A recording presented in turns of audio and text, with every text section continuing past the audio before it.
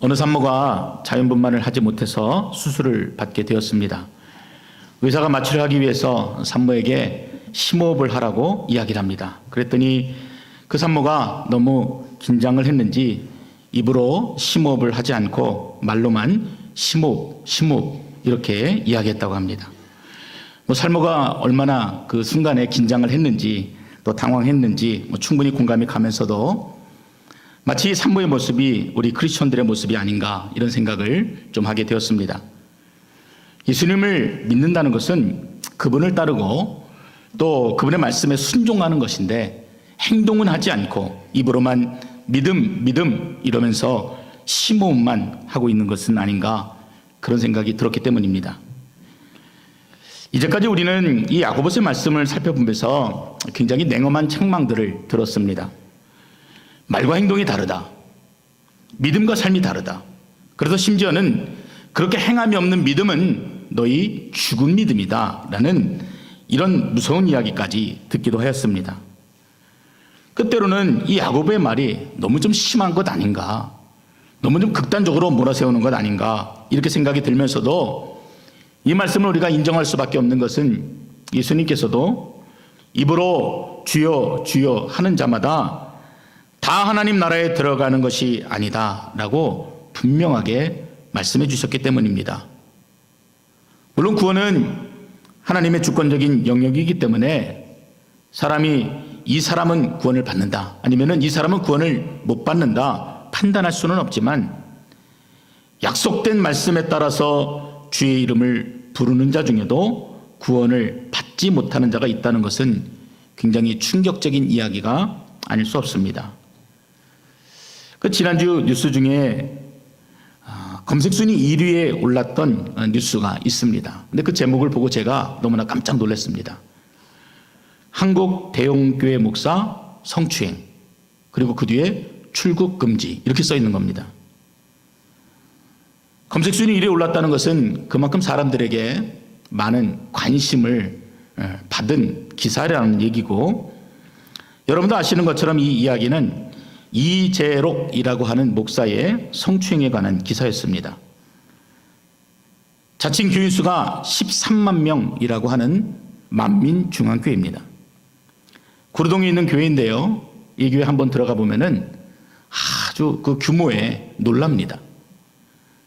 오래전부터 이 이재록이라고 하는 사람은 자신을 신격화하고 또 자신은 직통 계시를 받는다, 그래서 이단 판정을 받았던 이런 교회입니다. 그분이 이런 얘기도 하시더라고요. 자신이 그 천국의 환상을 보면서 기도할 때 아브라함과 예수님의 제자들이 자기에게 나와서 경배를 한다는 것입니다. 참 말이 안 되는 이야기인데 어쩜 사람들이 그 이야기에 넘어가서 그렇게 맹목적으로 신앙을 갖는 것인지 참 답답한 마음이 듭니다. 그리고 얼마 전에는 자신이 기적을 베풀어서 미국 반도에 있었던 이 허리케인이 소멸되었다. 근데 이 기사가 워싱턴 포스트지에 나왔다라고 대대적인 홍보까지 하였습니다. 그런데 그것은 기사가 아니라 자신들이 스스로 낸 광고라는 것이 밝혀져 가지고 또 세상으로부터 웃음거리가 되기도 했습니다. 사실 이런 사람들 이야기를 이 중요한 시간에 여러분 앞에서 한다는 것도 굉장히 아깝지만, 이런 사람들을 보면은 주여 주여 한다고 다 하나님 나라에 들어가지 못한다는 것이 너무도 분명하게 느껴집니다. 만약 그리고 이런 사람들이 천국에 들어갈 수만 있다면은 천국은 좁은 문이 아니라 넓은 문이 되어도 감당하지 못할 것입니다. 이런 불의의 사람들을 가리켜서 야고보가 오늘 굉장히 특별한 단어를 사용해서 꾸짖습니다. 4절에 보면은 바로 간음한 여인들아 이렇게 부르는 것입니다. 비슷한 표현으로는 죄인들아, 두 마음을 품는 자들아 이렇게 말하고 있는데, 자신들은 믿는 자라 할지라도 거짓 믿음을 분명히 보이는 사람들을 향해서 지금 야고보가 강력하게 경고하고 있는 것입니다. 그래서 오늘 이 시간 이러한 자들이 구체적으로 어떠한 자들인지 우리가 함께 살펴보고, 또 이 말씀을 통해서 우리가 함께 이루어야 될 목표가 무엇인지를 함께 나누고자 합니다. 첫 번째로 거짓 믿음을 보이는 자들의 특징은 자신의 욕심으로 충만한 자입니다. 1절입니다. 너희 중에 싸움이 어디로부터 다툼이 어디로부터 나느냐? 너희 지체 중에서 싸우는 정욕으로부터 나는 것이 아니냐? 여기서 말하고 있는 그 싸움, 다툼 이런 단어는 인간 관계에 있어서의 갈등과 분쟁을 말하는 것입니다. 예를 들면은 부부 간에도 갈등이 있죠. 또 부모와 자식 간에도 갈등이 있습니다. 고부 간에 갈등이 있습니다. 또 교인들 안에서도 서로 갈등이 있습니다. 이런 것들을 지금 싸움, 다툼 이런 단어로 표현합니다. 그런데 이 모든 갈등의 근원이 무엇이라고 얘기합니까? 여러분 본문을 잘 보세요. 이것들이 싸우는 정욕으로부터 난다 이렇게 얘기하고 있습니다. 우리가 대부분 겪고 우리가 느끼고 있는 갈등들은 나는 맞고 당신은 틀렸다라는 전제로부터 시작됩니다. 그래서 부부싸움을 할 때도 남편은 아내에게 문제가 있다고 하고 아내는 남편에게 문제가 있다고 합니다. 자녀들은 부모님이 자신의 인격을 무시한다 이렇게 이야기하고 또 부모님들은 자녀들이 자신을 무시한다고 생각합니다. 이처럼 문제의 원인을 상대방에게 돌려버리는 것입니다. 그러나 야고보는 그 지적하는 한 손가락을 제외한 나머지 손가락들이 다 자신을 가리키고 있는 것처럼 그 갈등과 다툼의 뿌리가 어디에 있다고요? 타인이 아니라 우리 자신에게 있다. 우리에게 있는 정욕의 문제다라고 정확하게 그 원인을 이야기하고 있습니다. 사도 요한은 이 정욕을 세 가지로 구분합니다. 육신의 정욕과 안목의 정욕과 이생의 자랑 이렇게 얘기하는데 이 모든 것은 아버지께로부터 온 것이 아니요 이것은 세상으로부터 온 것이다 라고 그 출처를 명확하게 밝히고 있습니다.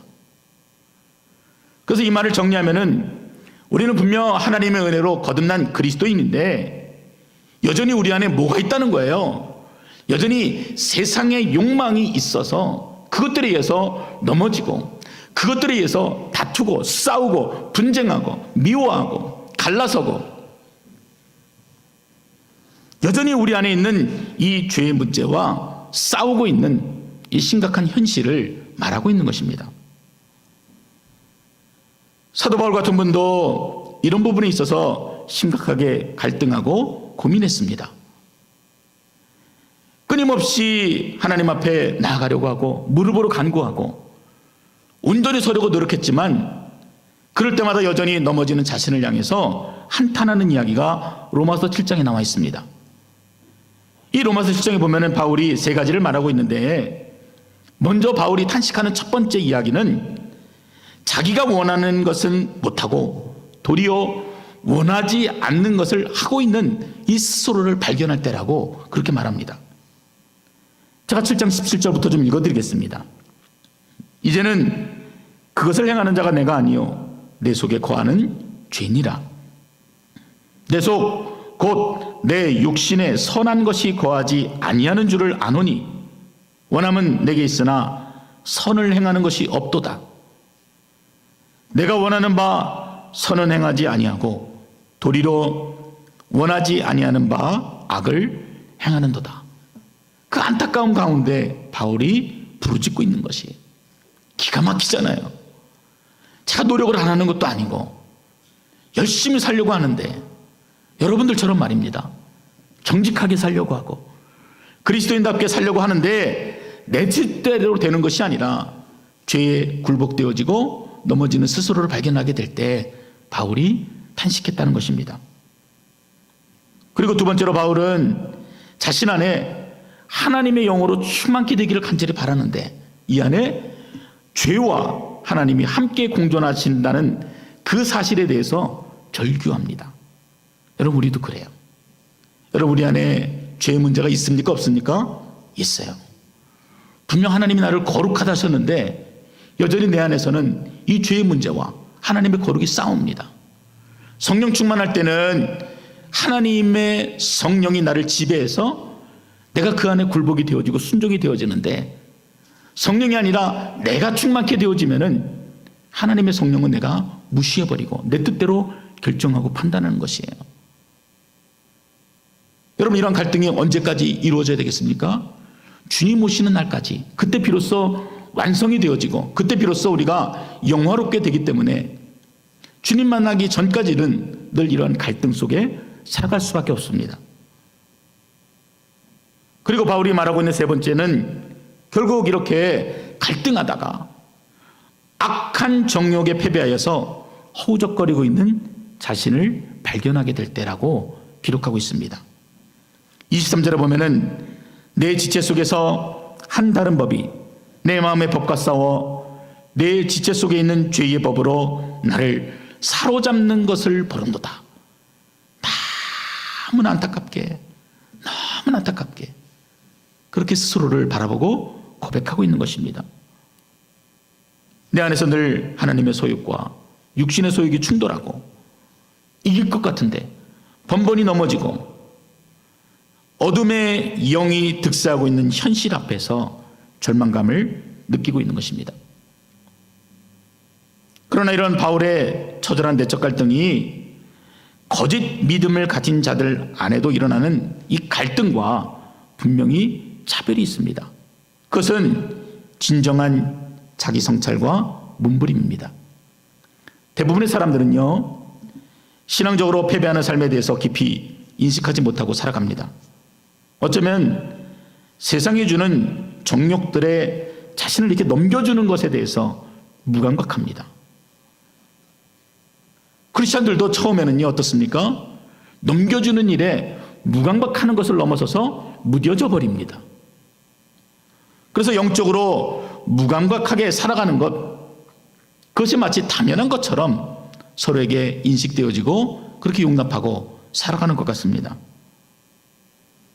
우리가 분명 예수를 제대로 믿는 자라면은 야고비처럼 날카롭게 지적하고 우리를 향해서 비수를 꽂을 때 여러분 어떻게 대답해야 되겠습니까?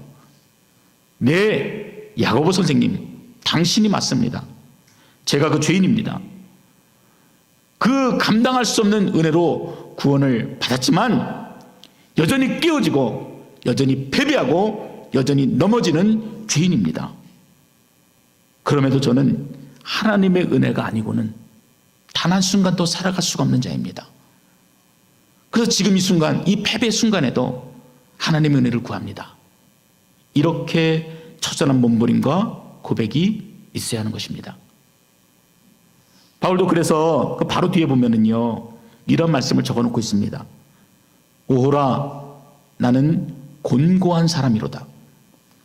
이 사망의 몸에서 누가 나를 건져내랴. 이 죄인된 자신에 대한 처절한 인식, 그리고 구원자 하나님에 대한 철저한 의존이 함께 고백이 되어지고 있는 것입니다. 오호라, 나는 곤고한 사람이로다. 이런 탄식이 여러분 안에 없다면은 여러분 심각하게 스스로를 돌아보셔야 하는 것입니다. 바울의 오호라는 절망의 탄식이 아니에요. 깨닫게 하시는 하나님을 만난 믿음의 고백이기 때문입니다.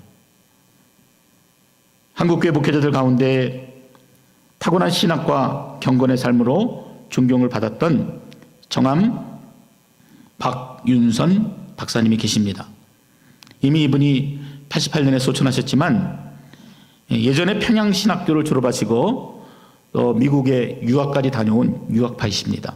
또 웨스트민스터 신학교에서 유학을 하셨는데 지금도 전설처럼 들려오는 이야기는 미국에 있는 동안에도 단 하루도 빼놓지 않고 새벽마다 하나님 앞에 기도했던 것으로 유명하신 목사님이십니다. 6.25 직후에 한국에 회개운동이 일어나고 또 더불어서 학생운동이 한창이었는데 이분의 설교가 완전히 불덩이였다 그래요. 그래서 그 불덩이가 그 운동하는 학생들의 영혼을 다 태워버렸다, 이렇게 기록되고 있습니다. 설교할 때마다 피를 토해내는 열정이 그에게 느껴졌고 또 가슴을 막 쏟아내는 열정을 늘 그 설교를 통해서 보여주셨는데 언젠가 한 번은 설교하실 때 강대상을 치셨는데 그 강대상이 부셔질 만큼 그렇게 설교를 하셨던 분입니다. 그만큼 가식이 없고 또 복음 앞에서는 어린아이 같은 순수함이 이분의 모습이었습니다. 그런데도 이분이 자주 하시던 말씀이 있으신데 내 속에 선한 것이 하나도 없어. 인간이 이토록 악할 수가 있나? 썩고 냄새나는 무덤과도 같아. 이 이야기를 굉장히 많이 반복적으로 하셨습니다.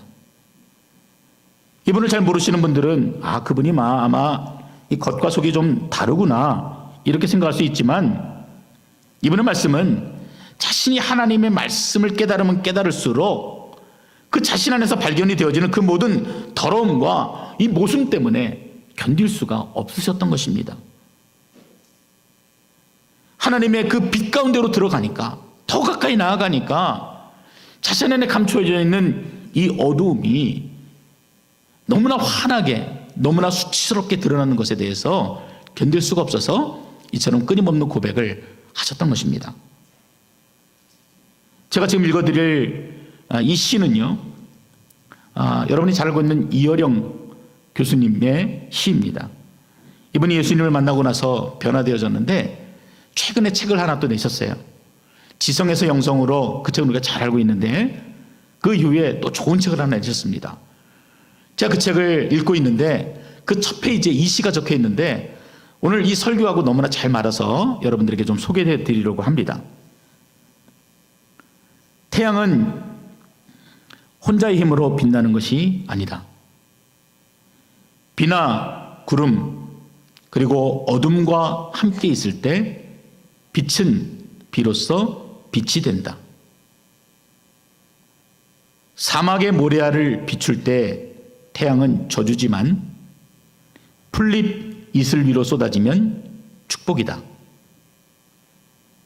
태양이 이슬에 젖는 순간마다 태양빛은 새로워진다.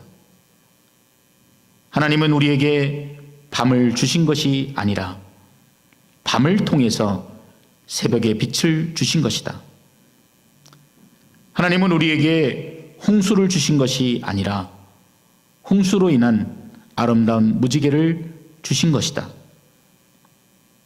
하나님은 우리에게 죽음을 주신 것이 아니라 죽음으로 인하여 아름다워지는 생명을 주신 것이다. 태양에 흑점의 어둠이 있어서, 태양은 흑점의 어둠이 있어서 빛나는 것이다. 이런 시입니다. 나에게 있는 어둠이 그분의 밝음 가운데 드러나게 되는 것이에요. 그리고 오라 이렇게 탄식하는 자에게 그가 죽는 것이 아니라 결코 말로 설명할 수 없는 무지갯빛 하늘의 영광을 약속하고 계시는 것입니다. 여러분 안에 있는 죄가 드러나는 것, 이렇게 말씀을 들을 때마다 행하지 못함으로 인해서 느껴지는 이 절망감 앞에 여러분 두려워하지 마시고 실패하지 마시기 바랍니다. 그래서 하나님이 여러분을 비춰주시는 거예요. 말씀으로 여러분을 비춰주시기 때문에 그 빛 가운데 여러분의 연약함이 드러나는 것입니다. 하나님께서 깨닫게 하시고 돌이키게 하실 때 그분 앞에 겸손히 나아가시고 순종함으로 영광 돌리실 수 있기를 주님의 이름으로 축원드립니다. 두 번째로 이 거짓을 보이는 자들, 거짓 믿음을 보이는 자들의 특징은 신앙에 있어서 이중성을 보입니다. 4절 말씀에 보면은 가늠한 여인들아 세상과 벗된 것이 하나님과 원수됨을 알지 못하느냐, 이렇게 말씀합니다. 앞서 살펴본 것처럼 이 가늠한 여인은요 세상 정욕으로 다투고 있는 자들입니다. 그러면서도 깨닫지 못하는 어리석은 자들을 나타내는 그런 단어다라고 여러분에게 말씀드렸습니다. 여기에서 이 간음은요 영적인 간음이에요. 세상 정욕으로 다투고 있는데 여러분 뭐가 다투는 것입니까? 하나님을 섬긴다 하면서도 여전히 세상과 구별되지 못하기 때문에 그것이 서로 안에서 상충이 되고 충돌이 되고 다툼이 되어지는 것입니다. 그래서 이 본문은 1차적으로는 하나님을 알고 있으나 자신의 욕망대로 살아가고 있는 유대인들을 꼬집는 말이지만, 더 넓게는 교회를 다닌다면서도 여전히 그 삶이 회개치 않고 정욕을 자제하지 못하고 죄악으로부터 돌이키지 못하고 세상과 버타여 살아가고 있는 우리들에게 주시는 말씀입니다. 우리들에게 뭐라 그러시는 거예요? 간음하는 자다라고 꾸짖고 있는 것입니다. 아마도 솔로몬이 대표적인 인물이라 생각합니다. 여러분에게 말씀을 전할 때 사울은 무심이라고 했고 다윗은 전심이라고 했을 때 여러분 솔로몬은 무엇이라고 했습니까? 반심. 네, 3명이 대답하셨습니다. 열왕기상 1장에 보면은 솔로몬이요 다윗으로부터 왕권을 이어받습니다. 그리고 세상에서 가장 좋은 건축자재를 가지고 하나님의 성전을 만들기 시작합니다. 그리고 다 완공한 후에는 성전 봉헌식을 하게 되는데 하늘 향해서 두 손을 높이 들고 이렇게 기도합니다. 하나님, 우리를 떠나지 마옵소서. 우리의 마음을 주께로 향하여 그의 모든 길로 행하게 하시오며 우리 조상들에게 명령하신 계명과 법도와 율례를 지키게 하시기를 원하오며 여호와 앞에서 내가 간구한 이 말씀이 주야로 우리 하나님 여호와께 가까이 있게 하시옵고 또 주의 종과 주의 종의 일과 주의 백성 이스라엘의 일을 날마다 필요한 대로 돌아보사 이에 세상 만민에게 하나님께만 여호와께서만 하나님이시고 그 외에는 없는 줄을 알게 하옵소서. 야, 참 기도 잘하죠. 여러분 이처럼 완벽하고 흠잡을 데 없는 이런 기도도 쉽지 않을 거예요. 그런데 이 솔로몬이 하나님을 향한 그리고 하나님께 보여줬던 사랑은요 반쪽짜리 사랑이었습니다. 이미 솔로몬은 3장에 가면은 이방 여인 바로의 딸을 아내로 맞이하였고 또 그 딸이 섬기고 있었던 우상을 끌어들여서 함께 경배하게 됩니다. 그리고 11장에 가면은 그 이방인 아내의 수가 이미 1000명을 넘어갑니다. 아침에는 하나님께 예배하고 점심 저녁에는 그 수많은 우상에게 경배하는 그 영적인 이중성을 이 솔로몬이 낱낱이 드러내 보이는 것입니다. 그리고 11장 중반에 가면은 이 솔로몬이 결국에는 마음을 돌려서 이스라엘 하나님으로부터 떠났다 이렇게 결론처럼 이야기합니다. 여러분 그래서 반심이라고 하는 것입니다. 예전에 제가 청년일 때 성경 공부를 하는데 솔로몬에게 후궁이 700이고 첩이 300 도합 1000이다 이렇게 얘기했더니 옆에 있던 친구 녀석이 와 아내가 1000명이라니 부럽다 이러는 것입니다. 근데 그 옆에 있는 친구들이 다 동의했던 것 같아요. 아 부럽겠다. 솔로몬이 얼마나 행복할까. 근데 가만히 생각해 보니까요 여러분 오히려 이 솔로몬은 정말 풍요롭게 그리고 행복하게 살았던 사람이 아니라 누구보다도 외롭고 고독한 사람이 아니었나 이런 생각을 많이 하게 됩니다. 그래서 오히려 더 각종 우상들을 숭배하고 그 마음의 공허함들을 채우려고 한 것이 아닌가 그렇게 이해까지 되게 되었습니다. 어느 글에 보니까 이 귀하다의 반대말은 흔하다와 천하다라고 합니다. 흔한 것은 귀하지 않지요. 그래서 그것은 결국 천한 것이 되어버립니다.